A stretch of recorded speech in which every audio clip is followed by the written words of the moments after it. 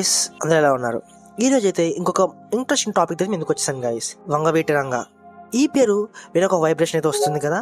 మీకు ఈయన కోసం ఏం తెలుసో, అసలు మీరు ఏమనుకుంటున్నారో ఓ కామెంట్ అయితే చేయండి గైస్. అసలు ఈయన చరిత్ర ఏంటి, అసలు ఈయన ఎందుకు ఇంత ఫేమస్ అయ్యారు, అసలు ఈయన గల విషయాలు ఏంటి తెలుసుకోవాలంటే కనుక ఈ వీడియోని అయితే ఎండింగ్ వరకు చూడండి.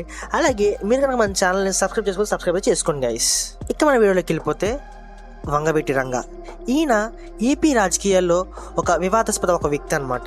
ఈయన 1947 జూలై 4వ తారీఖున మన ఏపీలోని కృష్ణా జిల్లాలో అయితే జన్మించారు. ఈయన అసలు పేరు వచ్చేసి వంగవీటి మోహన్ రంగారావు అనమాట. ఆయన తమ్ముడు వంగవీటి రాధాకృష్ణ. ఈయన రాజకీయాల్లో ఎప్పుడు చురుగ్గా ఉండేవాడు. రంగా గారు మొదట్లో అంత రాజకీయాల్లో అసలు ఉండేవారే కాదు.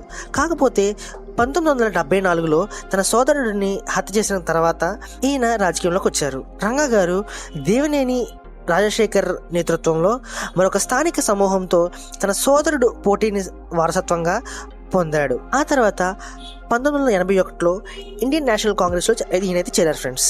అప్పుడు 1981లోనే మున్సిపల్ ఎలక్షన్లో కూడా ఈయన పోటీ చేశాడనమాట.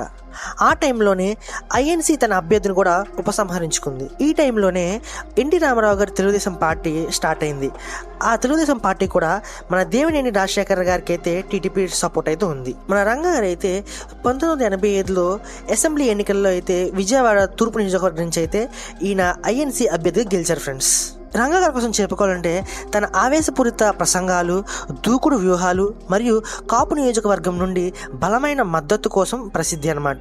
ఈయన 1988లో డిసెంబర్ 26వ తేదీన పేదలకు భూమి ఇవ్వాలని చెప్పేసి డిమాండ్ చేస్తూ నిరాహార దీక్ష చేస్తుండగా ఆ టైంలో కొంతమంది వ్యక్తులు భక్తుల వేషధారణ వచ్చి ఆయనైతే హత్య అయితే చేశారు ఫ్రెండ్స్. అర్థమైంది కదా మన వంగవీటి రంగా గారి కోసం కొన్ని ఇంపార్టెంట్ విషయాలు అయితే. ఈ వీడియో మీకు నచ్చినట్లయితే లైక్ చేయండి ఫ్రెండ్స్. అలాగే మీ ఫ్రెండ్స్ అండ్ ఫ్యామిలీ మెంబర్స్ అందరూ కూడా ఈ వీడియోని షేర్ చేయండి. Thank you.